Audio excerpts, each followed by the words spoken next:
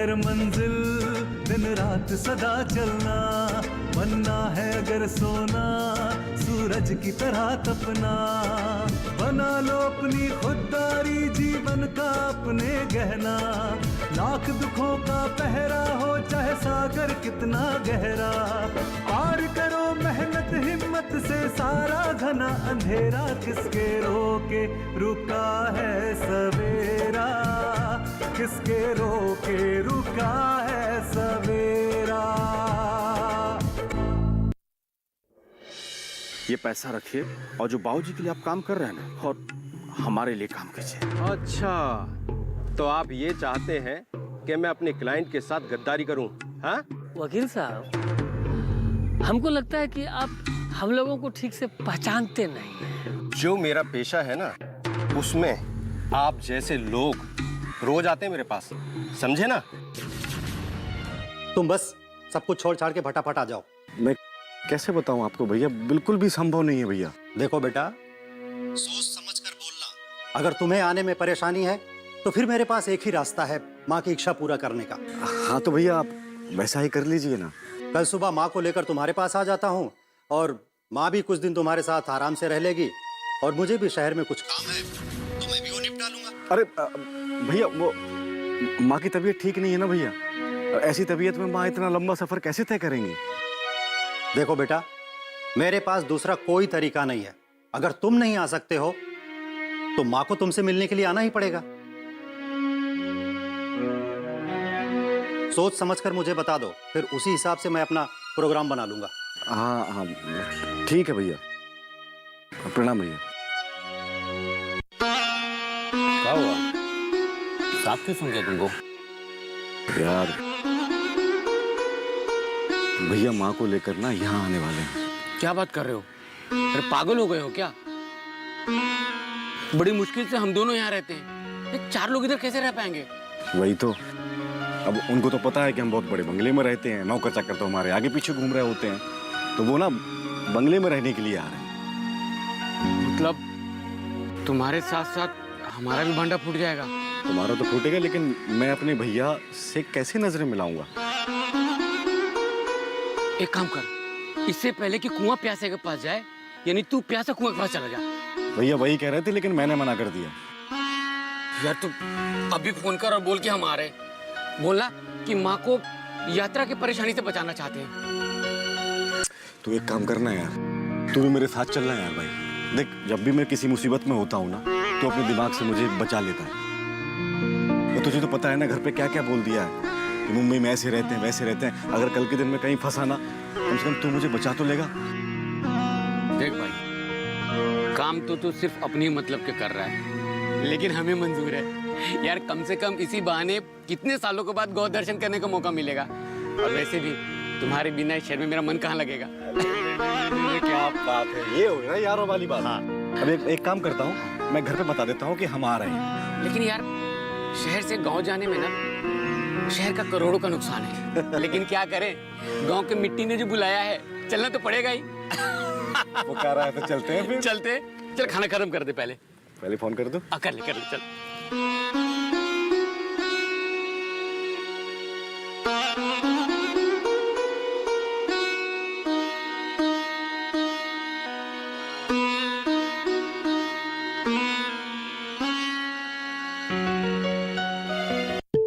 अरे चाचा जी, मैं आपका इंतजार कर रहा था। अब बताइए ना, किस लिए बुलाया आपने? धीरज बेटा, मेरा अंदाजा बिल्कुल सही निकला। बाबूजी चुपचाप घर से निकले तो मैं समझ गया था कि किसी से गुप्त तरीके से मिलने जा रहे हैं, वो भी मेरे दुश्मन से। देखना पड़ेगा क्या खिचड़ी पक रही है। धीरज बेटा, मैंने जो तुमसे बात की थी ना, अब उस पर अमल करने का समय आ गया है। तो आपने अपने वकील साहब से बात कर ली? हाँ, मैंने उनसे बात कर ली है और उनको मैंने ये भी बता दिया है कि तुम मेरे साथ में हो और मेरी मदद कर रहे हो। अरे वकील तो बहुत खुश हो गया। वो बोले कि तुम्हें राजदार बनाकर मैंने बहुत अच्छा काम किया है। बाबूजी अब धीरज पुराण बंद करो और बताओ कि किस बात का राजदार बनाया है आपने। चाचा जी, ये तो वकील साहब का बड़प्पन है, वरना आपकी मदद करना तो मेरा फर्ज है। बताइए ना, ये काम कब करना है? बस बेटा, वकील साहब की एक बार हरी झंडी मिली कि बस हमें ये काम खत्म कर देना है। चाचा जी, आपने ये बहुत अच्छा फैसला लिया है। मैं तो चाहता हूं कि गांव का हर बुजुर्ग ऐसा करे। अरे क्या करें, ये भी तो बता। हाँ बेटा, बात तो तुम्हारी सही है। एक काम करो ना, तुम प्रधान जी से बात करो। ठीक है, हम दोनों चल के प्रधान जी से बात कर लेते हैं। हाँ, ये भी ठीक है। वकील साहब का संदेशा जैसे ही आता है ना, मैं तुमको बताता हूं। ठीक है, चलो।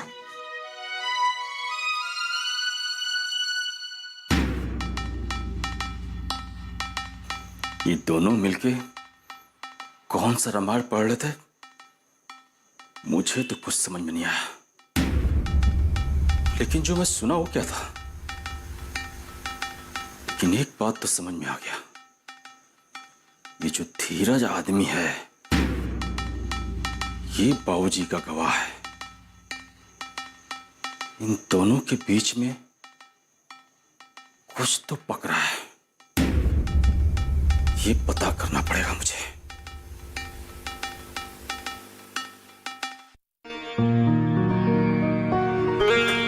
अरे आ गई छबीली? हाँ आ गए। अरे हम तो आए हैं, तुम कहाँ जा रहे हो? अरे वो धीरज बाबू का पंखा बन गया है तो सोचे कि दे आते हैं। पूरा गांव धीरज बाबू की बात सुनता है, लेकिन उनके खुद के घर में उनकी कोई नहीं सुनता। अभी तुम नया कहानी कौन सा लेके आ गई? हम कोई कहानी वहानी नहीं लेके आए, वही बता रहे जो अपनी आंखों से देखा और अपने कानों से सुना है। अच्छा, मतलब भगवान ने तुमको आंख और कान दिया है तो तुम किसी के घर में जाकर तांका झांकी करोगी? हाँ? अरे वो लड़की है ना जो शहर से आई है, कब से धीरज बाबू के घर में टिकी हुई है। अरे तो तुमसे खाना पीना मांगती है काऊ? हाँ? वो धीरज बाबू जानेंगे, वो जानेगी, तुमको क्या करना है? आरी से चीजें काटते काटते अब तुम हमारी बात भी काटने लगे हो। ठीक है, बोलो, पटर पटर करती रहो। अच्छा, वो शिखा है ना, हमें लगता है वो घर से भाग गई। वो अपने घर में नहीं है। अरे भागता कोई अपना घर से है कि दूसरा के घर से है? हाँ? उसका मन भर गया होगा, चली गई होगी अपना घर। अब वो अपने घर जाए या कहीं और जाए, हमें क्या लेना देना। जब तुमको लेना देना ही नहीं है तो तुम काहे बखेड़ा कर रही हो? अरे हम कोई बखेड़ा नहीं कर रहे, हम तो ये कह रहे हैं कि वो लड़की वो घर में नहीं है और आशा भौरिया भी घर पे नहीं है।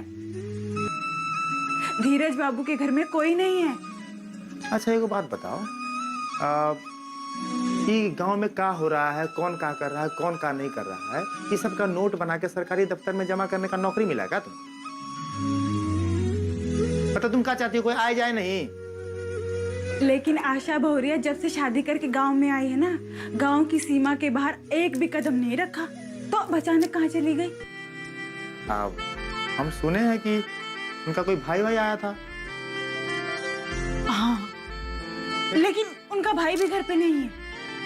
हाँ तो फिर भाई के साथ गई होगी ना अपने मायके। पागल है हे भगवान। अरे हाँ, ये बात तो हमरे दिमाग में आई ही नहीं। ऐसा ही हुआ होगा। चलो अच्छा है कि वैसे भी वो बेचारी इस घर में बहुत दुखी थी। जितने अच्छे धीरज बाबू है ना, उनकी माँ उतनी ही खराब है। इसलिए हम तुमको कहते हैं कि ना दूसरे पर ध्यान कम दो, अपना पर ध्यान ज्यादा दो। अच्छा एक बात बताओ, तुम्हारा कोई भाई है कि नहीं? क्यों? मतलब? अरे तुम भी कभी मायके वायके जाओ। क्यों? कुछ नहीं, पकड़ो, हम आते हैं ये पंखा देके धीरज भैया को।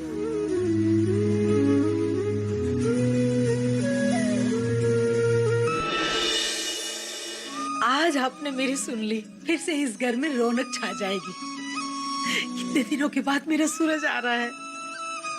माँ, ये लो आ गया तुम्हारा मुजरिम। कौन? पापा। प्रणाम माँ। विकराल,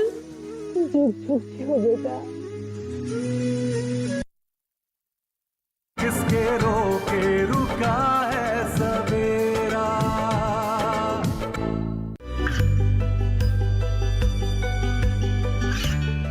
गांवों और पिछड़े क्षेत्रों में सरकारी योजनाओं की जानकारी पहुंचा। देश में कौशल और क्षमता विकास कर ग्रामीणों को सामाजिक बदलाव और विकास से जोड़ने की दूरदर्शन किसान की पहल चौपाल चर्चा देखें सोमवार से शुक्रवार सुबह 9 बजे। किसके रोके रुका है सवेरा। हमारे गांव का तो विकास हो ही रहा है, लेकिन हमें और भी बहुत सारी चीजों पे ध्यान देना पड़ेगा। वैसे प्रधान जी, धर्मा के दिमाग में एक योजना आई है। अच्छा, जो आपको बताना चाहते हैं। मुझे देखकर बहुत अच्छा लग रहा है कि तुम दोनों गांव के हित के बारे में सोचने लगे। हाँ,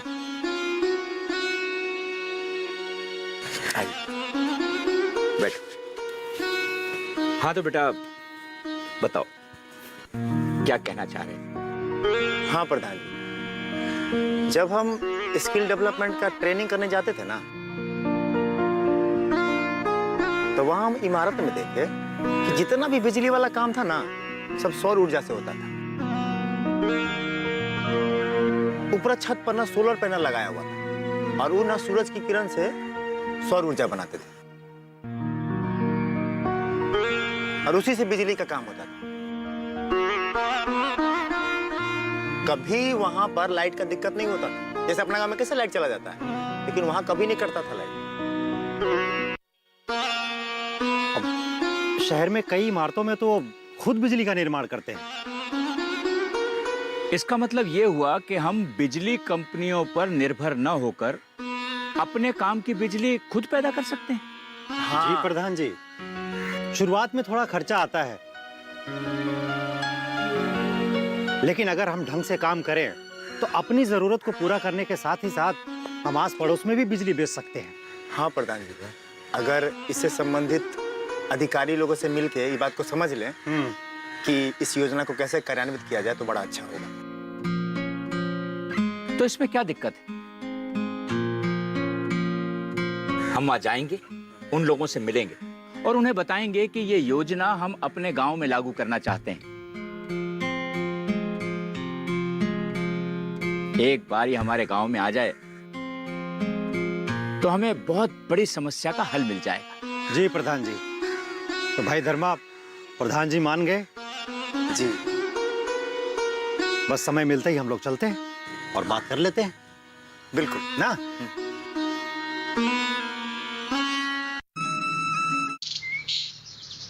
हे गणपति बापा, आज आपने मेरी सुन ली। फिर से इस घर में रौनक छा जाएगी, चहल पहल हो जाएगी। कितने दिनों के बाद मेरा सूरज आ रहा है। मैं तो खुशी के मारे पागल हो रही हूँ। इतनी खुशी तो मुझे उस वक्त भी नहीं हुई थी जब सूरज पैदा होने वाला था। कहाँ रह गया धीरज? अब तक तो सूरज को लेके उसे आ जाना चाहिए था। माँ, ये लो आ गया तुम्हारा मुजरिम।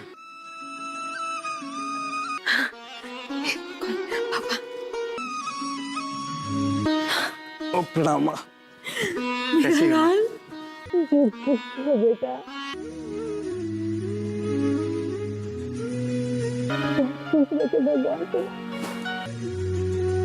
मेरी नजरों के सामने देखा ना, अब कलेजे में ठंडक पड़ गई बेटा। माँ मुझे भी आशीर्वाद दीजिए, मैं भी बेटा हूँ आपका। अरे तू चंदन तो नहीं, इतना चुटकुसा था। हाँ जी माँ, लेकिन आज भी छुटकू कहाँ बढ़ा, कद तो उतना ही छोटा रह गया ना। जुग जुग जियो बेटा। अच्छा माँ, चंदन पर मुझे जितना भरोसा था ना, उससे कहीं ज्यादा ऐसा नहीं हुआ। कैसे नहीं करता माँ, दोस्त से बढ़कर भाई है मेरा ये। भगवान तुम्हें हमेशा खुश रखे बेटा, झुक झुक जियो। अरे बेटा, तुम्हारे बिना तो ये घर एकदम सुना हो गया था। ऐसा लगता था कि अब तो जीना ही बेकार है। तुम क्या गए, घर की सारी खुशियां साथ में लेकर चले गए। अरे माँ, आप बिल्कुल भी चिंता मत करो, मैं आ गया हूँ ना, सारी खुशियाँ वापस आ जाएंगी माँ, जो तुम चाहती हो। सच, अब तू आ गया है ना, मेरी सारी बीमारी भाग जाएगी। बिल्कुल माँ। अब वादा करो, तुम मुझे छोड़कर कभी नहीं जाओगे, हरदम मेरे साथ ही रहोगे। करो वादा। हाँ माँ, मैं वादा करता हूँ, अब मैं आपको छोड़कर कहीं नहीं जाऊंगा, हमेशा आपके साथ रहूंगा। मेरा बेटा। अच्छा माँ, एक बात बता, बातों बातों में पेट भर दोगी क्या, कि कुछ खिलाओगी भी? अरे मैंने तेरी पसंद की सारी चीजें बना के रख दी है। क्या पता तुझे क्या खाने का मन हो, बस तुझे जो भी खाने का मन है ना, बस जी भर के खा। मैं तुम्हारे लिए किताबें लेकर आया हूँ। भैया, इस पढ़ाई ने मेरी जिंदगी सुधारने की बजाय मेरी जिंदगी में जहर घोल दिया है, और आप कहते हैं कि मैं और पढ़ूं। बेटा, तुम जिसे जहर कह रही हो ना, देखना एक दिन वो तुम्हारे लिए अमृत बन जाएगा। जब तुम पास हो जाओगी ना, तो वही लोग जो तुम्हें ताने देते हैं तुमसे मिलने के लिए तरसेंगे। किसके रोके रुका है सवेरा।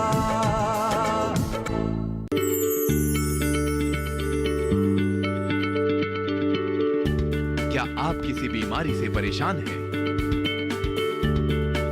चाहते हैं डॉक्टर की सलाह? तो हम हैं आपके साथ, बताएंगे आपको जीने की राह। समस्याएं आपकी, समाधान देश के मशहूर विशेषज्ञों के। घर बैठे बात करें देश के जाने माने डॉक्टरों से। हमारे लाइव प्रोग्राम स्वस्थ किसान में हर शनिवार शाम 6 बजे से 7 बजे तक। किसके रोके रुका है सवेरा। देखा भैया, माँ ने मतलब ठान लिया है कि मुझे खिला पिला के ना गुलू गुलू कर देंगे। सूरज, कम से कम तुम्हारे बहाने मुझे भी माँ के हाथों का बना स्वादिष्ट व्यंजन खाने को मिल जाएगा। चलो भाई, तुम लोगों के बहाने मैं भी आज पेट भर के खाना खाऊंगा। हाँ, तो अभी तक भूखा रहता था क्या? हाँ माँ खिलाती थी, तभी तो इतना हट्टा कट्टा हुआ हूँ। हाँ चलो चलो, तुम लोग हाथ मुंह धो के तैयार हो जाओ, मैं खाना लगाती हूँ। आ जाओ जल्दी।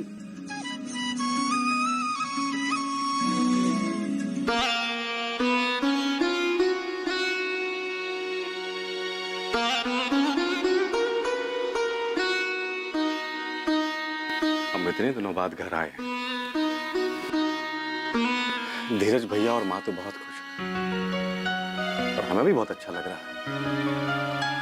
लेकिन ये आशा अभी तक हमारे पास क्यों नहीं है?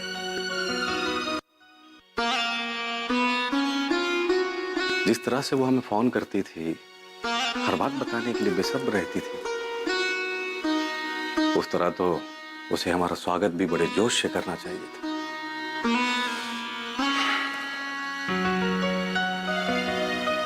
हो सकता है माँ के सामने आने से हिचकिचा रही होगी, लेकिन कमरे में भी नहीं है, और रसोई से भी कोई आवाज नहीं आ रही। समझ नहीं आ रहा आखिर माजरा क्या है। आशा मेरे पास नहीं आई तो फिर कहाँ जा सकती है? आशा,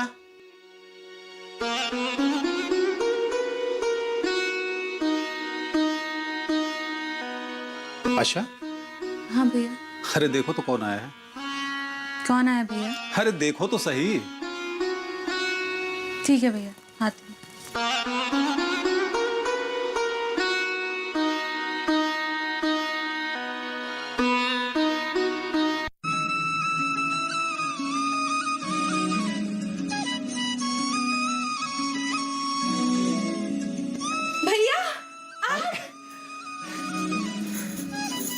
अब खुश रहो, खुश रहो, खुश रहो बेटा।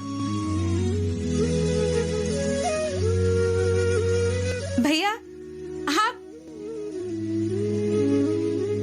अचानक बिना कोई संदेश दिए?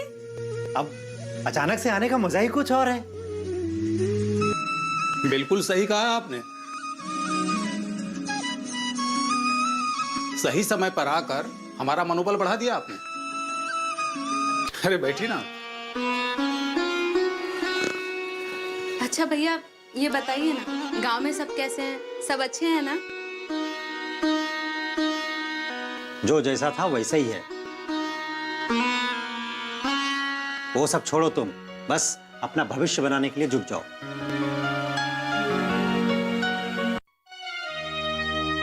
भैया, मेरा भविष्य तो उसी घर से जुड़ा है ना? हाँ बिल्कुल जुड़ा है, लेकिन वो कहानी जब शुरू होगी तब। फिलहाल अभी वो सब भूल के तुम प्रतियोगिता परीक्षा की तैयारी शुरू कर दो। देखो, मैं तुम्हारे लिए किताबें लेकर आया हूं। अरे ये तो बहुत अच्छा किया आपने। जी भैया, इस पढ़ाई ने मेरी जिंदगी सुधारने की बजाय मेरी जिंदगी में जहर घोल दिया है। और आप कहते हैं कि मैं और पढ़ूं? बेटा, तुम जिसे जहर कह रही हो ना, देखना एक दिन वो तुम्हारे लिए अमृत बन जाएगा। बस तुम परीक्षा की तैयारी शुरू कर दो। जब तुम पास हो जाओगी ना, तो वही लोग जो तुम्हें ताने देते हैं तुमसे मिलने के लिए तरसेंगे। भैया, आज तक मैंने आपका कभी कोई कहा हुआ नहीं टाला है, और आगे भी नहीं टालूंगी। मेरा दिल तो नहीं मानता है, लेकिन आप जो मुझे राह दिखा रहे हैं, आपके कहने अनुसार मैं उसी राह पर चलूंगी। बहुत अच्छा बेटा, शाबाश। इसके साथ ही एक बात का और ख्याल रखना कि तुम कौन सा एग्जाम दे रही हो, क्या कर रही हो, या मैं तुमसे मिलने आता हूं, इसका जिक्र तुम किसी से मत करना। ये समझ लो कि मैंने तुम्हें इस कमरे में कैद कर दिया है। इस कमरे में तुम बंद रहोगी, और आज के बाद तुम्हारी साथी होगी ये परीक्षा की किताबें। वाह धीरज भाई वाह, आपने तो मेरा पत्ता ही काट दिया। चलिए, आपकी फरियाद पूरी कर देते हैं। भाई, मेरे कैदी से आप दिन में कुछ समय के लिए मिल सकते हैं। अच्छा जेलर साहब, आप अब इस कैदी के हाथ का बना हुआ खाना खाएंगे या नहीं खाएंगे? अरे भाई, नेकियों भी पूछ पूछ के। पता नहीं तुम्हारे हाथ का खाना कब खाने को मिले। हाँ, जाओ जल्दी लेकर आओ, जाओ। ठीक है, आप दोनों लोग बातें करिए और मैं अभी खाने का इंतजाम करती हूँ। जाओ।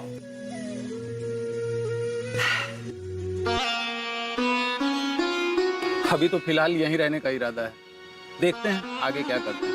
नहीं, मैं भी तो चाहता हूँ कि लोग गांव में रहें। यहाँ बहुत सारे अवसर हैं। हाँ, देखते हैं जिंदगी कहाँ ले जाती है। वैसे मैं थोड़ा गांव में जा रहा हूँ। अच्छा भैया, चाय? अभी मैं गांव में जा रहा हूँ कुछ काम से, तब तक धीरज जी का खाने का प्रबंध करो। जी भैया। लीजिए भैया।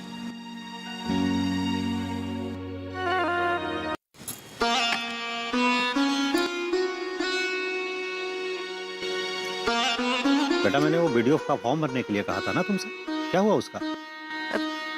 अभी नहीं भैया। क्यों? आखिरी तारीख कब है? कल है। तो भरा क्यों नहीं? और क्या हुआ? तुम कुछ कहना चाहती हो क्या मुझसे? भैया, आप तो जानते ही हैं, माँ को मेरा पढ़ना अच्छा नहीं लगता। अब एग्जाम देने की बात थी तो 4-6 पेपर तो यूं ही निकाल लिए थे। देखो, इन भूखे नंगों की फिक्र सरकार के अलावा किसको है?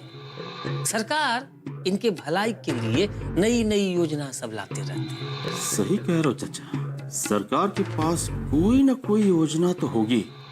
दिशा तो मिल गया चाचा। बस एक पंथ दुई काज वाला काम करना है, और एक गांव को सुधारने वाला जो धर्मा, धीरज, अब प्रधान जी का जो मंडली है ना, उसका भी पत्ता साफ कर देना। पाना है अगर मंजिल दिन रात सदा चलना, बनना है अगर सोना सूरज की तरह तपना, बना लो अपनी खुददारी जीवन का अपने गहना, लाख दुखों का पहरा हो चाहे सागर कितना गहरा, पार करो मेहनत हिम्मत से सारा घना अंधेरा किसके